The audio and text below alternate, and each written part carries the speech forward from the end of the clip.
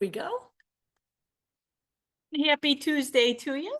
Yeah, I don't know what it's like by you. I almost moved the whole good-natured operation outside again because the little bit of rain that started seems to have fizzled out, and it is a very um, quintessentially humid, buggy evening, which would be perfect for our little gathering. But again, if it does turn into more rain, it's better off that we're inside. Maybe we'll go out next week. It did give me a chance to get my favorite drink glass out, a little bit of down the hatch. Um, Makes the program go just that much smoother. We have not been together for a couple of weeks, so we have quite a few things to cover. You all have been busy. Keith and Rebecca, you sent another nice roundup of nature news from Lake County. So why don't we go ahead and get started with that? Now, remember, it's been 2 weeks, so it's going to give me 2 weeks worth of memory that I have to sift through to remember what I need to click on here to start our screen share. Let's go here or here. All right. All right, so move the bar out of the way here. Let's start here with a lovely presentation here of a indigo bunting. This was a nice spot, and I thought this was the video. Maybe the next one is the video. Yeah, here's the video. So you're going to get to hear not only see this beautiful bird, you're going to get to hear his song as well. This is the male indigo bunting.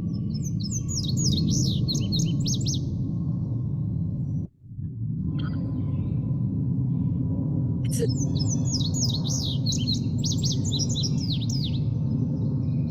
pretty complex song, isn't it? Goes on for quite a little bit.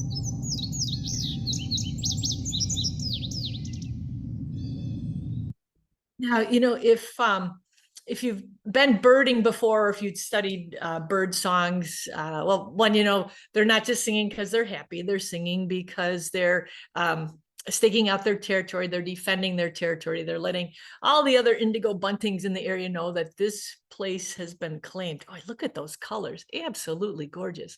But the other thing with song is that it can serve as a means of identifying the bird, even if you can't see it. So it's really useful to be able to recognize a bird's song, match it with a species. In this case, the mnemonic that I learned, so there's those devices where you put words to sounds, like the white-throated sparrow is poor Sam Peabody, Peabody, Peabody, just because it matches the beat, the cadence of the song. Well, with our indigo bunting, what I heard was fire, fire, hurry, hurry, quick, quick, put it out. And when you listen to him, let's try it again here.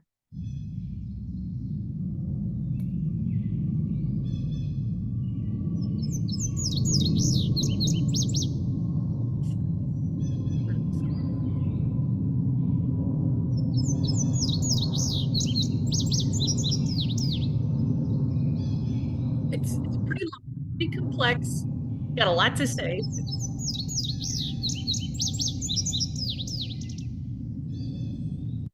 This is a bird I associate with pretty thickly wooded areas. We used to hear them when I worked at Red Oak. I've heard them over at Norris Woods. They nest at Hickory Knolls as well. So they like that woodland sort of habitat, not really dense woods, but in fact, one of the places I used to see them a lot down at Red Oak was along the bike trail. So openings, clearings, edges of wooded areas are a great place to look for these birds. Handsome devils, aren't they? Let's see, what else did you find? Another beautiful bird, a summertime resident. This is a male yellow warbler. And isn't it funny? So this is a brilliantly colored bird. I mean, those yellows are it's just so rich. That spattering of kind of a reddish color down the breast area. You'd think, oh my gosh, this bird was going to stick out no matter where it is. But look at how the lighting comes through these green leaves in making them look almost a yellowy color themselves.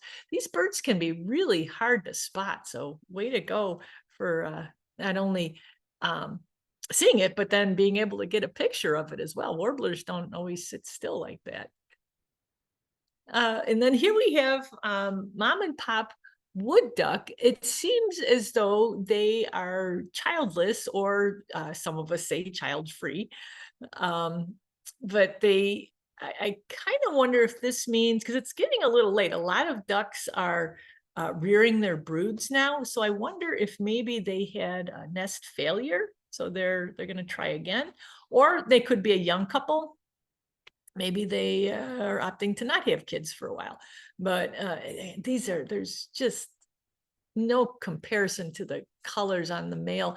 The female too, she's very distinctive. She's got that prominent eye pattern, the white around her eye. They've got just a little bit of a crest here. You can see it's hanging down off the back of his neck there.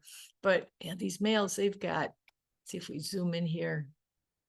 There's blues, there's reds, there's greens, there's browns, there's white, that stark white contrast. It's really, really a stunning bird. And could be they're just becoming bolder around people, but I've actually seen wood ducks more frequently these last couple of years. They do like it quiet. They're not going to be, they're not quite as bold as our mallards. They prefer quieter water and just quieter environments in general. But yeah, it's always a good day when you can spot a wood duck pair like that. And this was a great capture too. This almost looks like something we subscribe to a stock photo service. This looks like something we'd get as a stock photo. This is a long-tailed weasel, something, and they are. They're one of those animals where they're actually in a lot of places, but they are so secretive in their habits that they're very rarely seen. Sometimes you'll find remnants of what they've eaten. Their bigger cousins are the mink, and they're all part of the weasel family. But weasels they're pretty much fearless, and they're really good at what they do. They are very efficient predators. And so they tend to move into an area. Unless they're raising young, they'll only stay as long as they need to catch their prey, which is usually small mammals. In fact, they are great if you've got say a wood pile that's been inundated with mice. If a weasel moves in, that will solve your critter problem for you in a little bit of no time. But they're very elusive. So the fact that you caught this in such a perfect pose like that, it's just phenomenal. Very cool. And here, I believe this is a video too. Let's see if I can get this. Yeah, it's going to load here in just a second. This is a mute swan family. This is another species we're seeing more of throughout the area. In fact, this is the species. I was just reading about these guys I read the Hans Christian Andersen story, The Ugly Duckling, a couple weeks ago when I wrote about red-tailed maggots as being the ugly ducklings of the insect world. But anyway, the mute swan was what Hans Christian Andersen had in mind when he wrote that story about the ugly duckling. It was big and ungainly in comparison to the cute fluffy ducklings. I think baby swans, which are called cygnets, I don't think they're all that ugly themselves. I think they're kind of cool looking, actually. But this is the species that or is present in Europe. It has been imported to this country. It's kind of funny how this species has become the iconic swan. Whenever a swan is used, like I'm thinking specifically of the swan pedal boats that we have at Potawatomi Park. This is the swan that people like to replicate because it's got the orange bill, it's got the big knob here at the up on top of the bill. So orange, black, white, very striking. Our native swans, which we do have a couple, let's see, I think the trumpeters are starting to breed now in this area. The tundra swans head farther north, but they don't have this striking color contrast. So while they're here and they're native and they're actually, I think, a little bit bigger even than the mute swans, we just don't see them portrayed as much in the arts as we do our mute swans. Well, that's a nice family capture too. Let's see this. Did you guys last year, did you see it got quite a bit of airtime on the local news stations and on social media. A couple of guys had taken a picture of a snapping turtle on the Chicago River, and they nicknamed it Chunkosaurus. This, I think, could be the Lake County Chunkosaurus. Keithy pointed out the coloring of the shell. It looks like he's got a pretty substantial growth of algae, which is very typical for these guys. They're mobile in the sense that they can walk and they can swim, but they're really not. They don't cover a lot of ground when they're in cover a lot of water. They don't move around a lot when they're in the water, so they tend to get pretty healthy growths on them. This some of this looks like it might have been here on the surface of the water, and sort of like, like when you dip an Easter egg in some of those dyeing kits where the color sticks to the eggshell. I wonder if that's what we've got going on here. But even though snapping turtles, the natural shell color is a dark brown, we'll oftentimes see this different types of plants, whether they're temporary or permanently growing on them. Makes for some great camouflage, but this is a massive turtle. That's so cool. I wonder, I don't know if you guys got to see him, hoisting himself up there on that log, but that must have been quite a sight. Let's see, what else do we have? Another great bird, also known by a wonderful mnemonic. This is the male. Let's see, they used to call them rufous-sided towhees. I believe now it's the eastern towhee. Very recognizable song. Drink your tea is the words that you put to it. But the towhee, it's actually and it's grouped in with the sparrows, but it's a bird that loves our woodland areas as well. Again, that distinctive song, drink your tea. You can know that there's a towhee in the area whether you can see it or not. Now, here is another snapper showing the more typical coloring of the shell. If we zoom in here, we can see it looks like there's a good bit of, should we say, muck on the back of this big girl. But yeah, she is, if not currently depositing eggs, certainly getting ready to. And look at what she's dug up here. So turtles, a lot of times people think when something digs, they're going to be using their front legs, but turtles always dig with their back legs. And it's pretty amazing, one, how far down they can go, and two, how little trace they leave behind. Now, this area looks like she was digging in some vegetation. They do tend to they try to site their nests where there's bare soil or mulch, or gosh, I've even seen them laying their eggs in the shoulder of a road because it's it's well drained, it's easy to dig in. this, I'm curious as to what that nest looks like. I'm also curious if she wasn't able to get it back just perfectly, undetectable, if something might find it and dig it up. There's a lot of turtles that are laying eggs right now, but there's also a lot of animals that eat turtle eggs. They go kind of hand in hand. The turtle is out usually in the daytime. Let's see if I can make this a little bit bigger here. There we go. So they're out, they start moving usually once the sun is high enough where they warm up. If we have had a cool night, they head out, they dig their hole, they deposit their eggs. Snapping turtles, gosh, a mature female, she can hold something like 80 eggs. Now, will she drop 80 eggs in one hole? No, she will dig several nests, which is the classic example of not putting all your eggs in one basket. That way, if one of her nests does get predated, there's still several others to choose from. But she might, put 20 down at a time.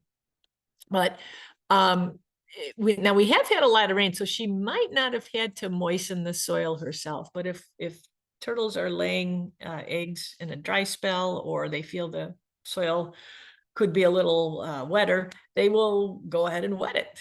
That, of course, leaves some scent traces behind, and then that will attract our raccoons, our skunks, even coyotes and foxes. Sometimes dogs too can sense that those eggs are down in that hole, and they'll dig it up. If over the next few weeks, if you come upon a whole bunch of leathery looking shells, eggshells, they're not brittle the way a bird's egg shell is. They're leathery, so when they're opened up and eaten, they tend to curl up over themselves. If you see that in the next few weeks, then you've encountered a nest that has been predated. If you find a hole this fall, it takes I think it's like 75 to 90 days, and that there can be a little bit earlier, it can be a little bit longer, depending on what the soil temperature is and what our air temperatures are this summer. If it's warmer, they will hatch faster. But if you come upon a hole and you can see empty shells inside of it in, say, September or so, then that was a successful hatching. Those babies were able to develop and dig their own way out. But again, if you see eggs in the next few weeks, chances are that's a nest that something else got a hold of and fed upon. Super cool pictures. Let's see. Oh, I guess I need to make it a little bit smaller. Or I guess we're at the end. Well, Keith and Rebecca, thanks so much for sending us news from Lake County. From here, now I don't remember if I need to switch screens. You guys are going to have to help me with this. If you can see this, let me know. Does everybody see grass with a caterpillar? Yes. Yeah, Yes. we see it. Yay! All right. So this is from Wallace, and this was a super cool find too. So caterpillars. We've talked, in fact, a couple of weeks ago we were talking about how cicadas will. Now that we're in the midst of this periodical cicada explosion, which, yes, we are not going to get through the evening without talking about cicadas again, but cicadas kind of take one for the team in terms of insects being eaten at this time of year. Normally, as our birds are going through their breeding cycles and they're feeding themselves, they're feeding their young, they want something that's not going to fight back, that's going to be loaded with fat and protein. And caterpillars check all of those boxes. Now that we've got the periodical cicadas in some areas, birds are feasting on them and leaving the caterpillars alone. Now out here I think a lot of caterpillars are still getting eaten because Kane County just doesn't seem to have a ton of cicadas. Some areas have more than others, but anyway, Wallace came upon this caterpillar that has this wonderful defensive mode. I'm going to shut up here so you can watch it.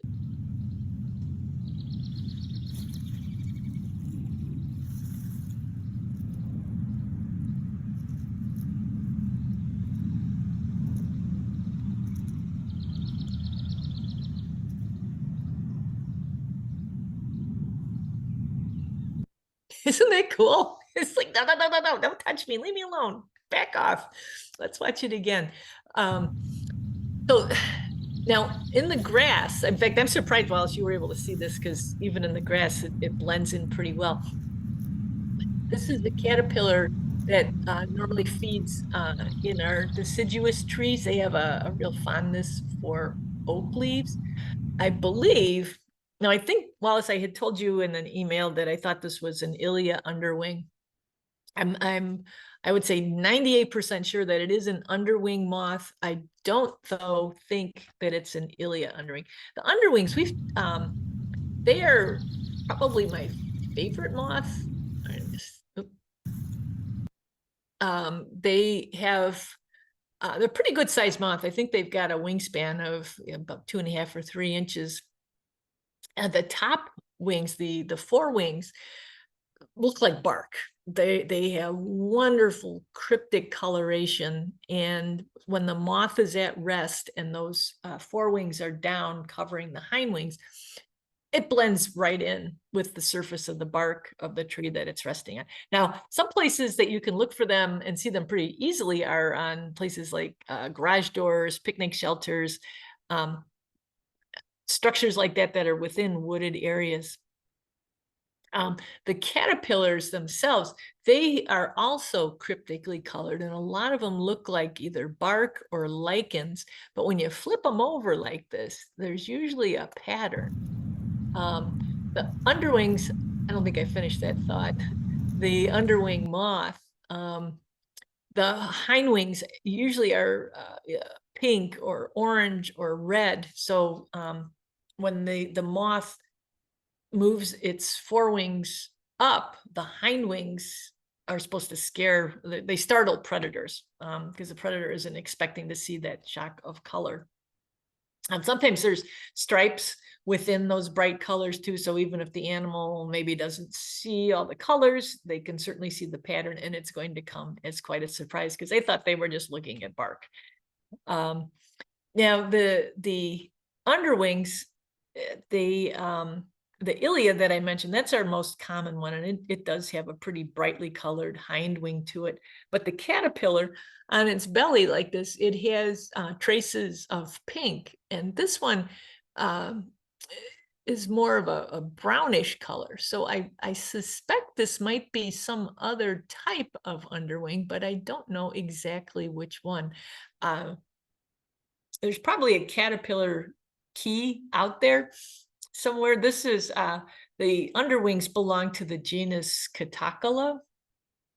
And there's probably out there someone, Catocala, they kind of have a cult, Cultocala. Wow, I'm gonna have to try to say this one more time. A Catocala cult following, because they're pretty dynamic in the way they look, in the way they act. And then they also have really cool names too. For some reason, Carl Linnaeus, the father of modern taxonomy, when he started naming these species, he followed the terms that are applied to a woman's life. So like the of course, now I'm old. There's the newlywed. I was trying to think, all I could think of was like the old wife and the widow, but earlier on there's the newlywed. I think there's one called the maiden.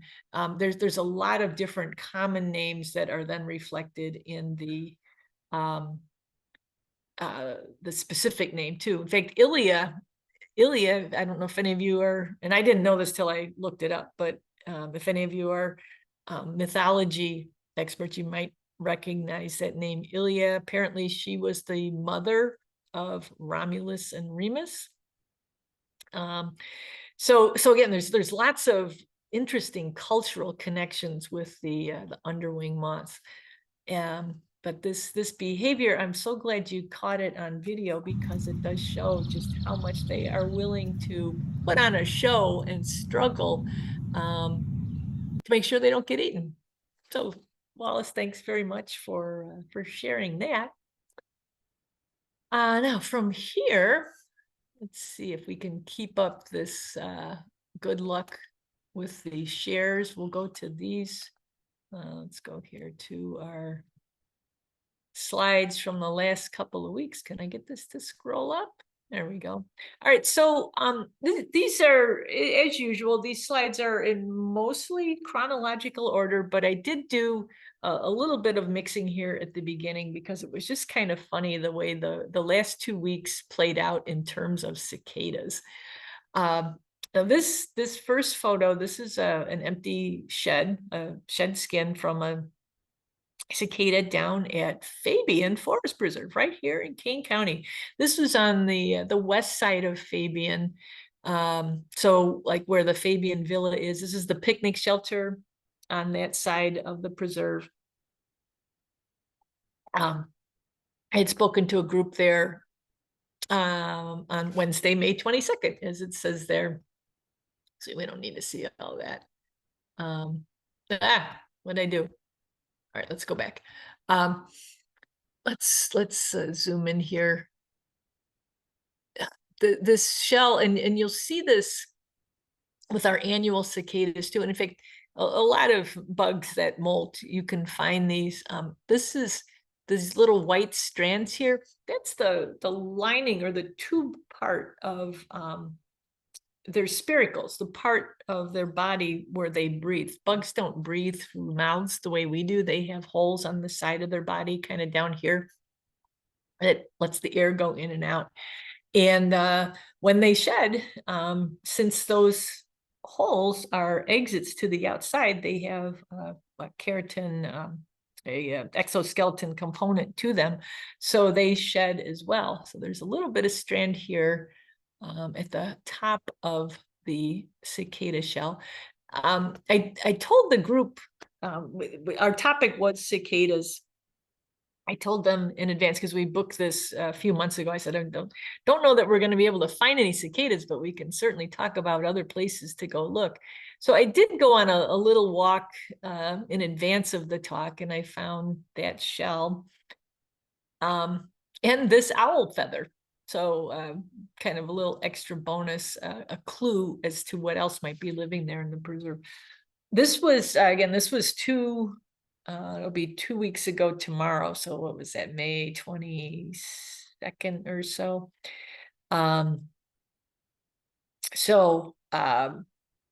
Didn't hear any cicadas at all, and just found that.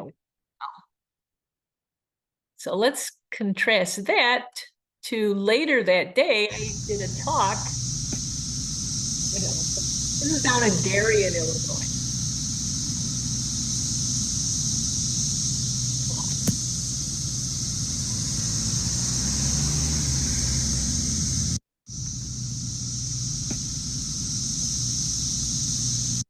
So Darien is one of the hot spots for cicadas. Those eastern and south suburbs that are east and southeast of the city, or southwest of the city.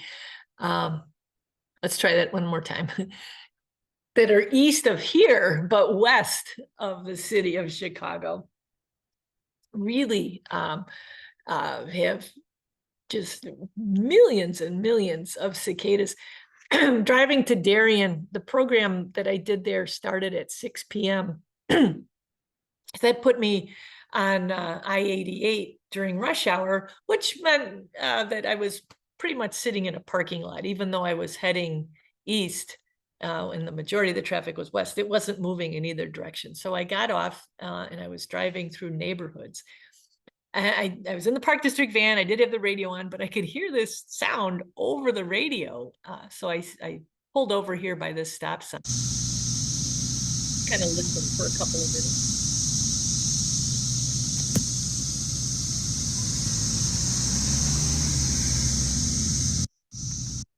probably also should have gotten out and taken some pictures. It was a little gruesome underneath some of the trees on the pavement, the street underneath some of the trees. There were all kinds of squished cicada bodies.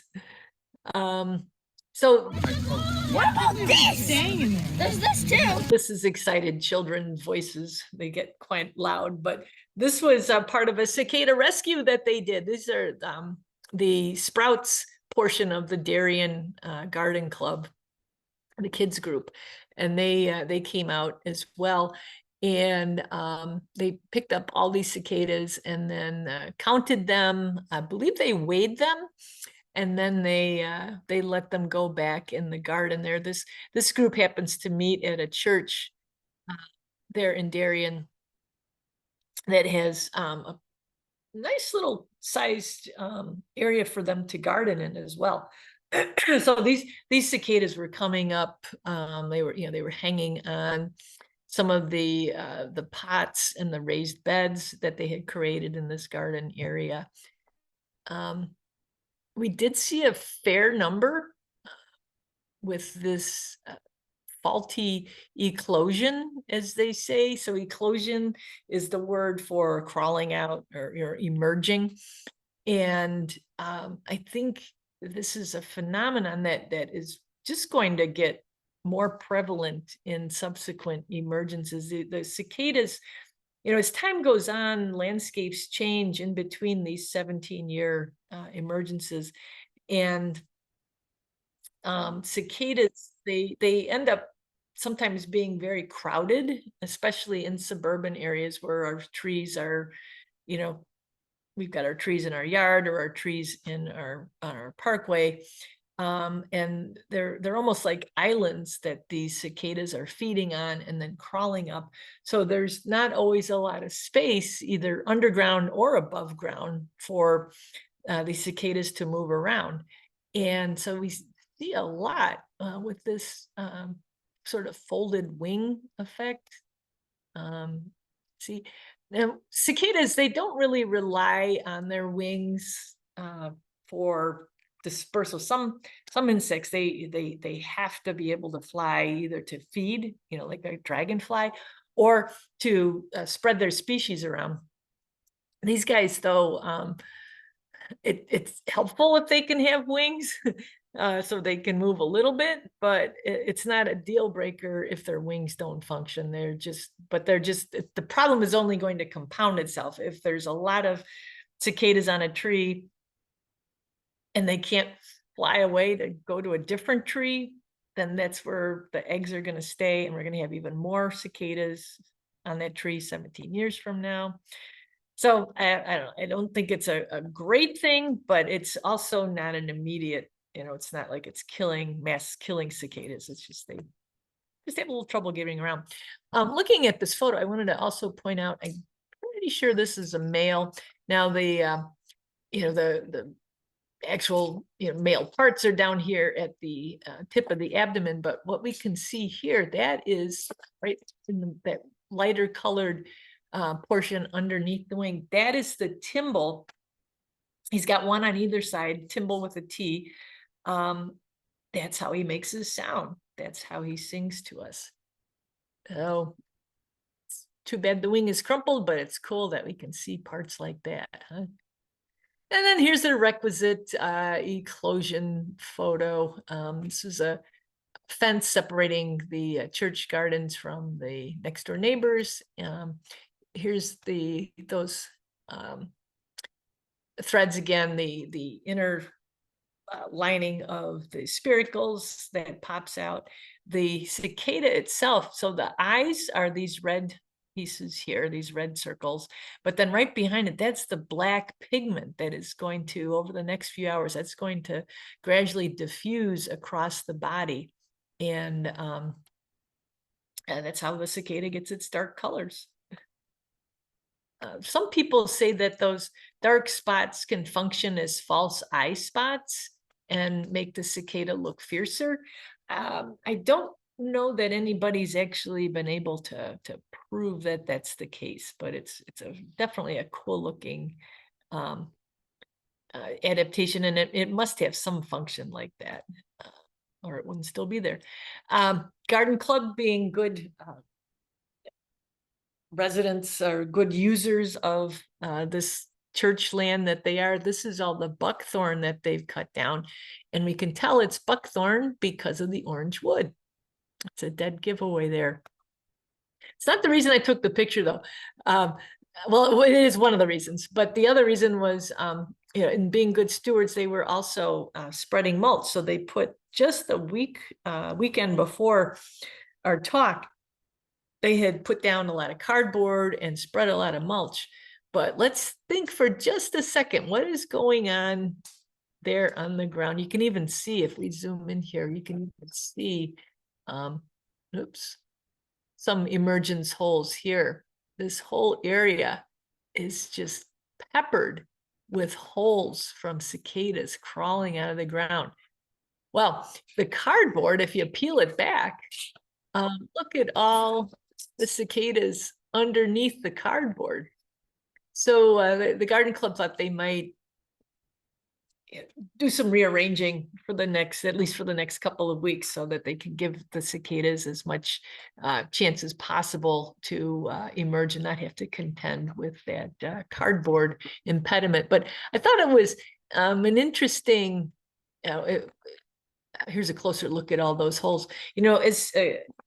As humans, we always look at things with our own human perspective, and oftentimes there's a goal in mind. And in this case, the perspective was, let's put mulch down and let's keep the weeds down by putting cardboard down first. It was only afterwards that the connection to what lives underneath the ground became apparent. So even when, like when we cut trees down, again, there's many reasons why trees come down, and we all, being above ground creatures, we recognize the loss of the tree, but it's not often that we, give thought to all the things that were connected to the underground ecology of those trees. So, yeah,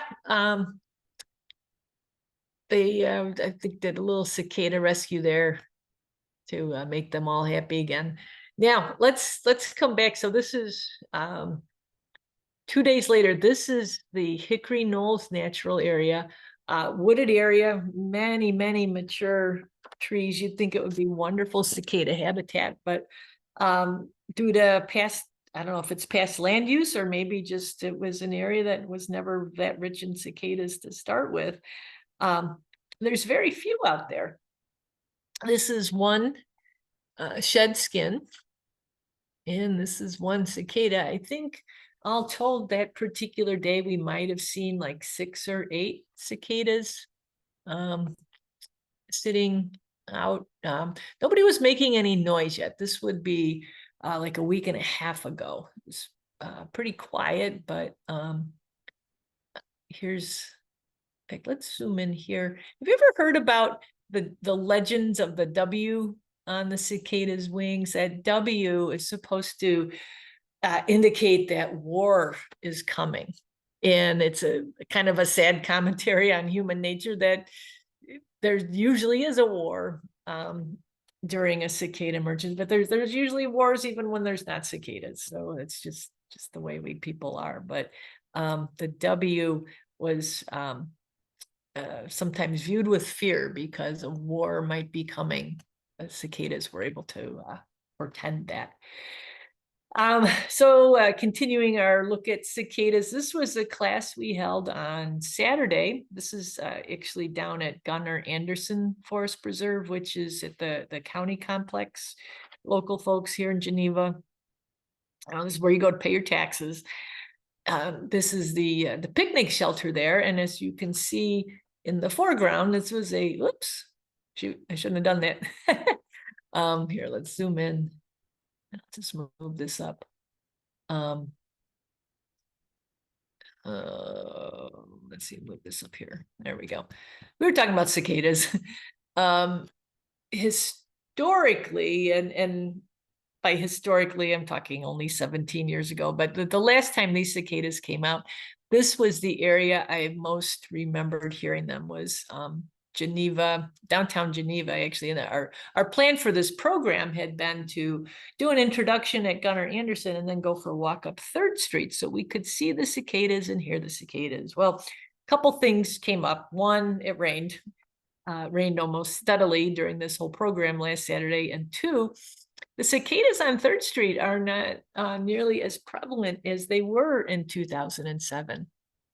The main change that I could think of was emerald ash borer. When you look at 3rd Street, if you're walking around down there, there are still mature trees, but there's a lot of young trees too.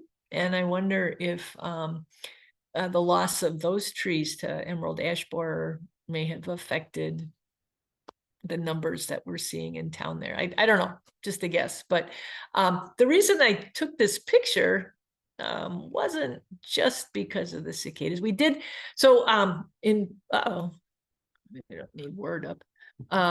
In preparing for the program, I had visited this location the day before on Friday. It was sunny and warm, and we heard about, I heard maybe half a dozen cicadas singing. Saw a couple of shells on trees, saw some exit holes. What I thought was interesting about our class on this day was this attendee up here. She was not on the sign-up sheet, but she listened really well the whole time. There's a robin on her nest. When we started the program, she, I think, was thinking, oh no, there goes the neighborhood. But then probably more to keep an eye on us, she turned around and she really did look like she was listening intently to what we were talking about. Or maybe she was looking at the pile of cicadas, who knows? So now, okay, so this was this past Sunday. So I was over in Wheaton. My brother and I are getting ready to sell our parents' house. Wheaton is an area that has an abundance of cicadas. I thought you might want to see an exit hole that still has this little chimney around it. This, interestingly enough, was right by my folks' chimney. But here's the 2 5/8 inch scale marker here, and that's the size of the hole. So imagine, putting a pinky finger into the ground. That's about the size of the hole. Most of them, the chimneys were gone, but that one, the chimney still existed. And the cicada hopefully still did too. There were a fair number of birds, particularly English house sparrows. They really seem to have a liking for these cicadas. In fact, I don't know if we talked about cicadas the last time or not, but it sure seems like we've got a lot, or not cicadas, house sparrows. It sure seems like we've got a lot of house sparrows around. That might be a topic for another night, if you guys are seeing those too. Anyway, these are just some beauty shots here. Also crumpled wings on a number of the cicadas in Wheaton as well. If this will load properly, this was so entertaining. These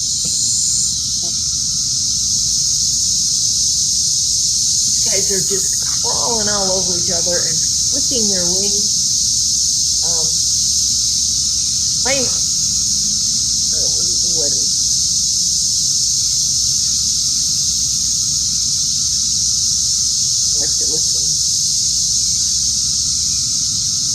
These all were males on this end of this branch. So I don't know if they're like jockeying for position.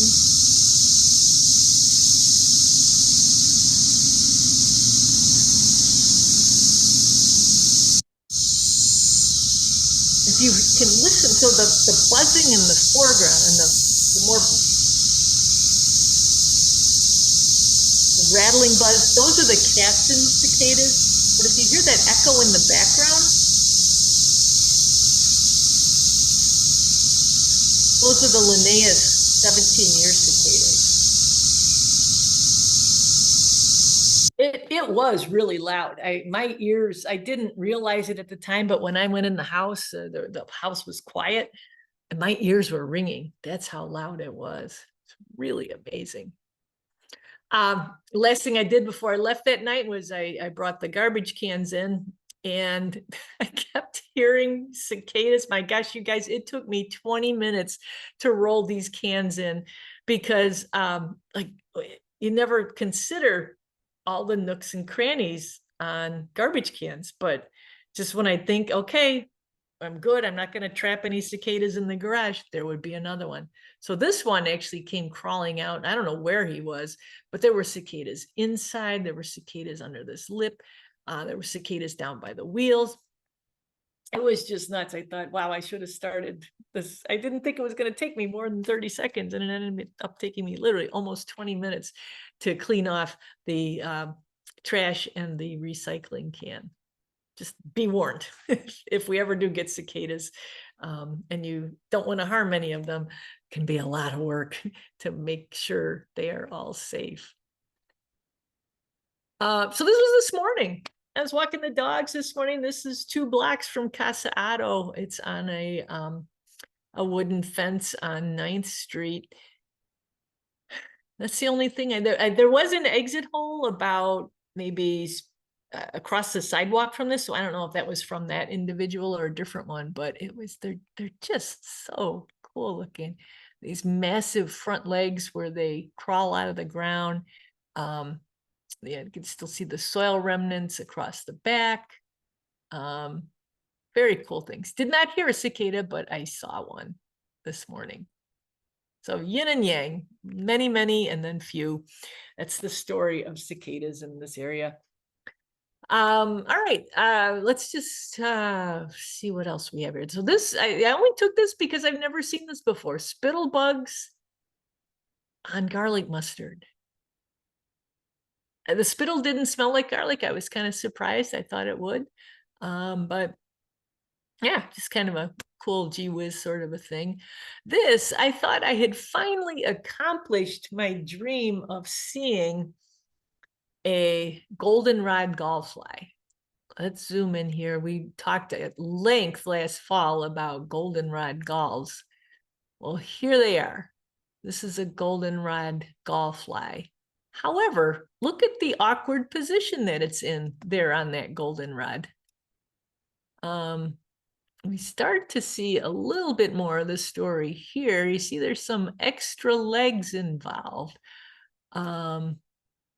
Never did get a perfect shot, but this goldenrod gallfly had the misfortune of trying to lay its eggs. This is the time of year when those galls are going to, when the gallfly has emerged, she's laying her eggs and the galls are going to start to form. So as we get later on into June and July, those swellings on the stems are going to be more obvious. Well, this particular goldenrod is not going to have any galls, at least not from this gallfly, because that is a yellow crab spider that is feeding on that fly. A little bit of drama.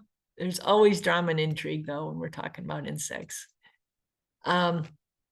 This is just a little bit of a happy, well, because these are the things that make me happy.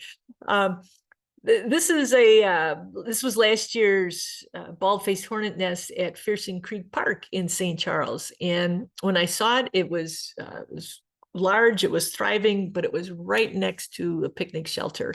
And I thought for sure someone would complain, or someone, would overreact and the nest would get cut down. But thank goodness nobody said anything. And this fulfilled its ultimate destiny, which is to serve as food for birds for the winter. This is all that's left of what was once a very large nest. And yay, it didn't get cut down. It didn't get thrown away. It didn't get sprayed with poison. It just got to do its natural thing. So this is an interesting little bug. Do I have it on this? No, let's see, might be on the next one. Yeah, the pale green weevil. So this is a bug that was crawling on me after I came in from the outdoors. Weevils are known, they're beetles. Weevils are beetles, and they're known for these really unique snouts that they have. This, it turns out, is not a native weevil. It was brought to this country. It was first noticed in New York in, I think it was 1906. It feeds on a variety of trees. It prefers willows and poplars, and neither one of those, I was not near either one of those, so it must have a pretty broad base of plants that it feeds on. So when I took it outside, it headed for a walnut tree, but this, it's not a great picture. In fact, I was trying to get the beetle just in a better light, and it took off on me. But it does show us, although it's blurry, it shows us why these are called Coleoptera, the sheath-winged insects. They've got their membranous wings here, which gives them flight, but the forewings that are the sheath part of their name fold forward and get out of the way so that the hind wings can do the powered part of the flight. Cool little bugs. And I have seen them like 3 or 4 places since then too. They're very common right now. These green little weevils. This is one of my favorite spiders. Is a little bold jumping spider. It was actually boxing my hand here. I wasn't quick enough to get a video, but when it turned around, I was able to kind of snap this picture. This is a very common spider in this area. This is not a full grown one either. This one is still kind of small, but you can see that it's got green up here on its chelicerae, its mouth parts. Metallic or green is one of the field marks that you look for as you're identifying these bold jumping spiders. Look at this, isn't this glorious? And I tell you, the scent was absolutely heavenly, but my goodness, I was not happy at all because these are the flowers of the multiflora rose. They are in their full glory right now, but they are also highly invasive. They will take over an area, and they are just a devil to have to try and remove because they're roses, so all up and down.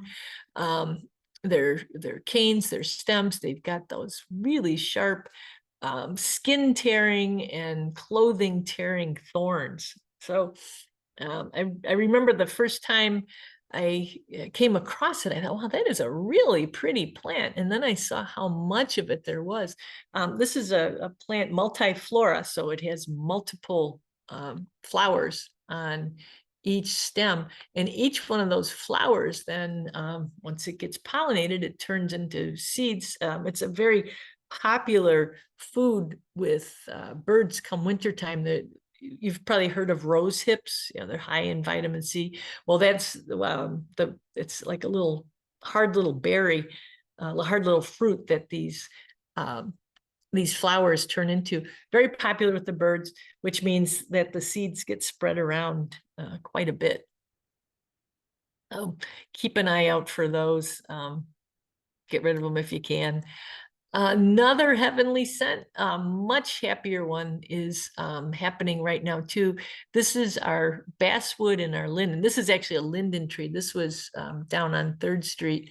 If we zoom in here, we can see it is a popular flower with our local pollinators. Let's watch one here. This is a bumblebee just going to town on those sweetly scented basswood blossoms or linden blossoms. Basswood and linden, they're same genus, Tilia, different species. Basswood is the native version. Linden, though, little leaf linden in particular, is often what's planted on our parkways and stuff. Either variety, though, has this lovely, very sweet scent that we'll probably be able to smell for the next week or so. Very cool. It's also gooseberry season. Gooseberries are tart and tangy. In fact, this bush was just loaded with them. This is the only one that was near being ripe. It's got a pretty nice coating of silk on it. I don't know if that's the work of a spider or some other little creature, but the thing you got to watch out with gooseberries is the thorns. Can you see them here?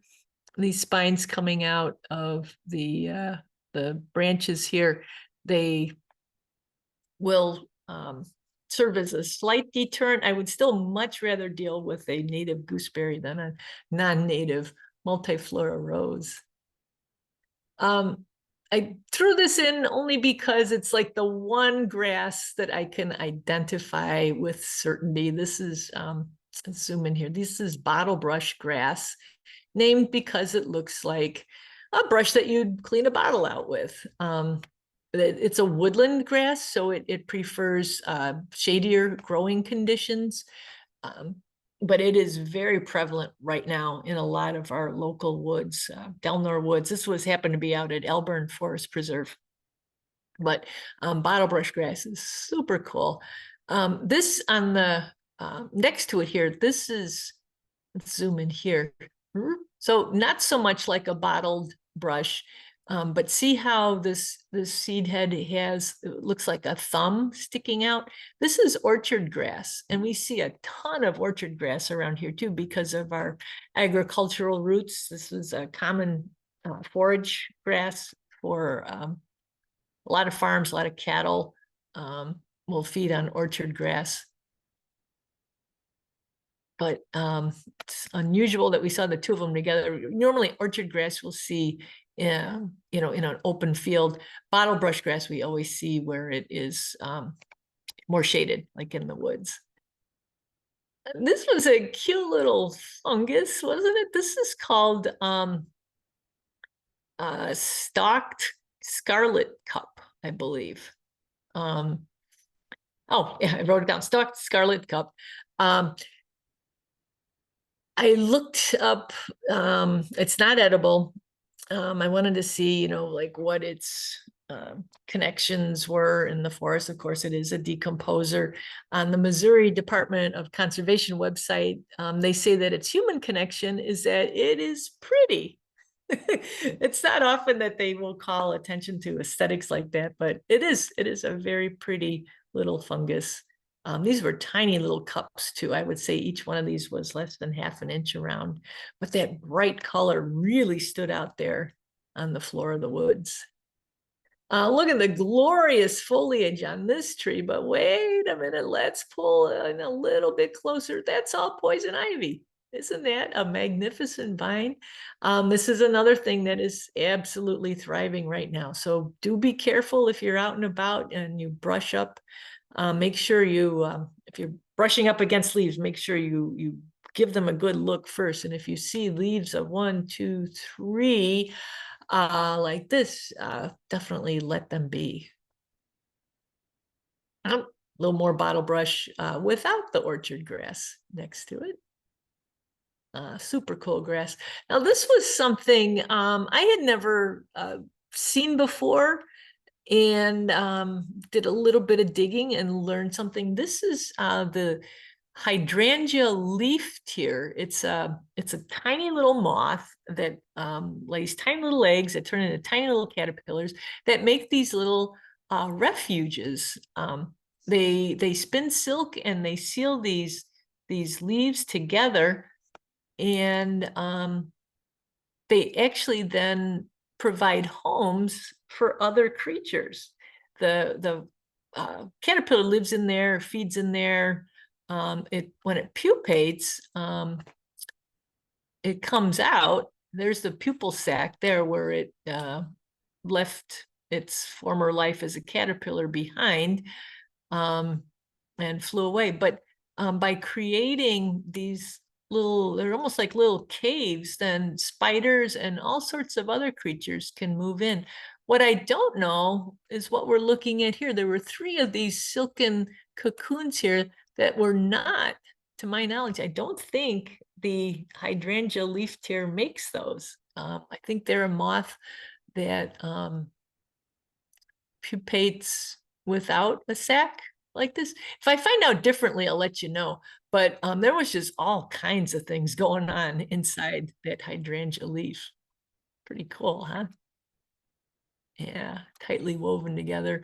This is a picture from a reader. Remember, we had our Polyphemus that we let go a couple weeks ago. Well, this one was resident on the east side of St. Charles.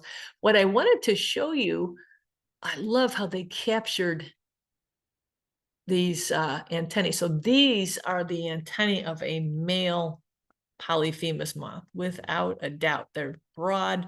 They actually had put the moth in a box because there was a cat that wanted to play with it, so they moved it to another part of the yard. But when you see a big feathery antenna like that, you know that you are 100% looking at a male giant silk moth. Wallace, this is another picture from you. I was hoping I'd be able to zoom in, but wasn't able to. This was on the underside of a seat cushion on an outdoor chair. This is the work, I believe this is the start of a yellow jacket hive. Yellow jackets, you know, we usually don't see their nests because they're in a cavity of some sort. They're inside a tree or they are in the ground. But this was a cavity of sorts between the cushion and the chair. And it just made this cool little very circular. At first I thought it might be like a potter's wasp, but potter's wasps only lay one egg per little metal mud pot that they make, and this has several little chambers in it. So be on the lookout if you've got outside seat cushions. You might want to double check them just to make sure nobody's taken up residence in them. We have started Cocoon Watch 2 here at Casa Otto. This is a beetle cocoon. I wasn't sure I was given about a half a dozen beetle larvae by our restoration crew last winter.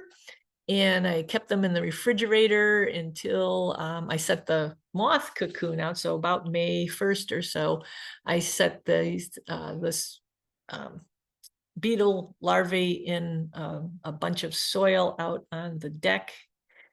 When I picked this up today, I could actually feel the larvae moving inside, or the pupa moving inside. So I'm hoping that any day now we'll be able to see exactly what kind of beetles those grubs were. You can bet we'll be revisiting this topic soon. And then I wanted to finish up.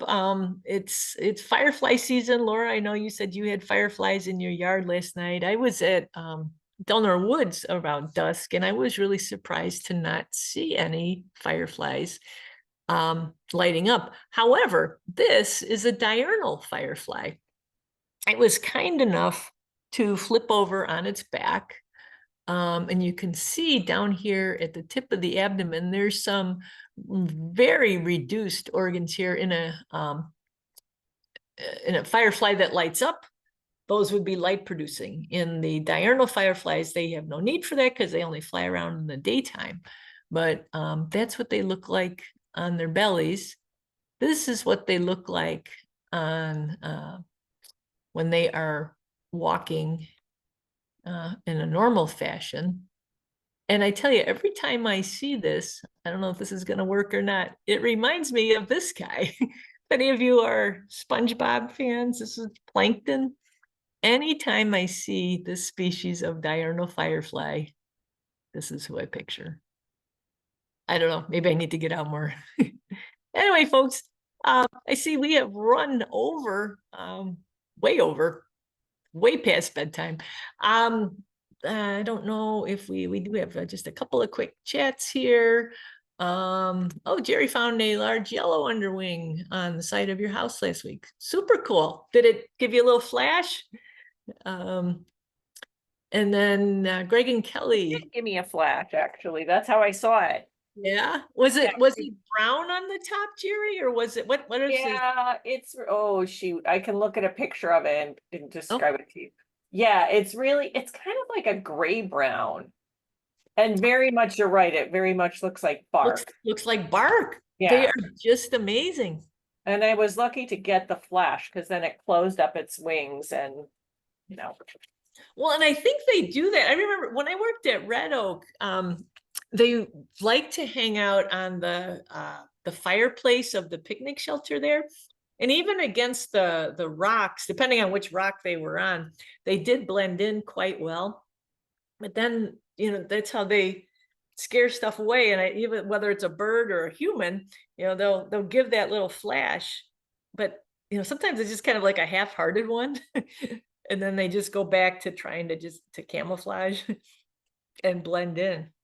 Yeah, if you've got a picture, if you see another one, because they're my favorite group of moths, and Well, they're- I did take, I got a couple of photos I'll send you. I think it's Okay.